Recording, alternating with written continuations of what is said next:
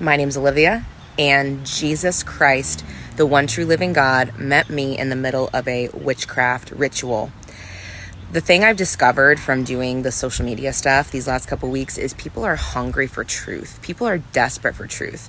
I get so many messages and questions from people asking me all types of spiritual questions and for advice, and who are lost or just don't know God or are dabbling in witchcraft, and from all different backgrounds. And the one thing that I keep coming back to is the way that us as Christians, if you're a Christian, the best thing that we can do for people is be Jesus to them.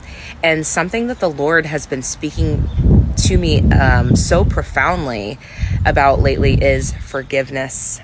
The power of forgiveness, that, we will be forgiven as we forgive. And what better way to show someone who has maybe an offense towards God, or they, have been wounded by the church, or they just don't know, they've just never experienced him.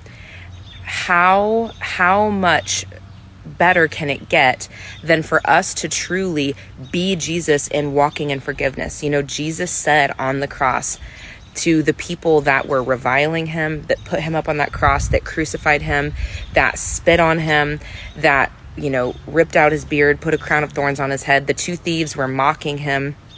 And Jesus said, "Forgive them, Father, for they know not what they do." As Christians, we must walk in that. Father, forgive them. They don't know what they are doing. They don't know him.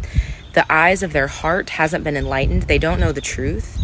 They don't know the wonder-working power of the cross. And when we don't know Jesus, all that we can do is walk in shame.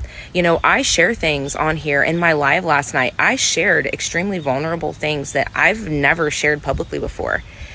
Things that are embarrassing, things that are really hard, things that make me feel super vulnerable and super exposed, but I don't have any shame. I have been forgiven. I have been washed. I have been cleansed in the blood of the Lamb.